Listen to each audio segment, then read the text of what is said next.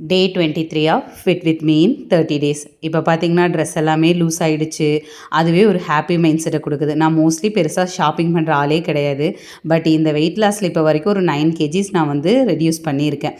But இன்னும் நான் என்னோடது 7 கேஜிஸ் ரெடியூஸ் பண்ண அது முடிச்சதுக்கப்புறமா ஒரு ஷாப்பிங் பண்ணணும்னு யோசிச்சிருக்கேன். பட் அதுக்கு என் மைண்ட் எந்த அளவுக்கு ஒத்து வரும்னு தெரில. ஏன்னா நான் பெருசாக ஷாப்பிங்கே பண்ண மாட்டேன். மார்னிங் நேரத்தில் 4 o'clock எந்திரிச்சு யோகா, ஆசனாஸ், ப்ரீத்திங், எக்ஸசைஸ் எல்லாமே ஒன் பை ஒன்னாக பண்ணி முடிச்சிட்டேன்.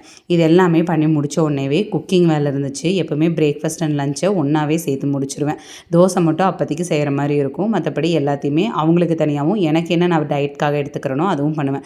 டயட்டுங்கிறதும் ரொம்ப சிம்பிளாக ஈஸியாக முடிகிற விஷயமாக பார்த்துக்குவேன். ரொம்ப காம்ப்ளிகேட் பண்ணிக்க மாட்டேன். இது எல்லாத்தையும் முடிச்சதுக்கப்புறமா ட்ரை ஃப்ரூட்ஸ் அண்ட் நட்ஸ் சாப்பிட்டுட்டு ஒரு டோர் ஸ்டெப் கிளாஸஸும் முடிச்சுட்டு ஒர்க் அவுட்டும் முடிச்சுட்டு வந்துட்டேன். அதுக்கப்புறமா இன்றைக்கி காலையில் 2 தெனை தோசை, கொஞ்சமாக பப்பாளி, அதுக்கப்புறம் பச்சை சுண்டல் போட்டு குருமா கொஞ்சம் எடுத்துக்கிட்டேன்.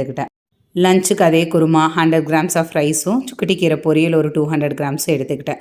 ஈவினிங் நல்லா ஒரு கப் காஃபி சர்க்கரை போடாமல் எடுத்துக்கிட்டேன். நைட்டுக்கு 3 முட்டை போட்டு ஒரு ஆம்லெட்டும் காளானும் குடமிளகாயும் போட்டு ஒரு செமி கிரேவி மாதிரி பண்ணியிருந்தேன். அவங்களுக்கு அதையே வச்சு இன்றைக்கி நைட்டு டின்னரையும் முடிச்சாச்சு. இது எல்லாத்தையும் நோட் பண்ணி இன்றைக்கி என்னோடய ப்ராக்ரஸ் எப்படி இருக்குது அப்படிங்கிறது எல்லாத்தையுமே நோட் பண்ணி முடிச்சாச்சு. தேங்க்யூ.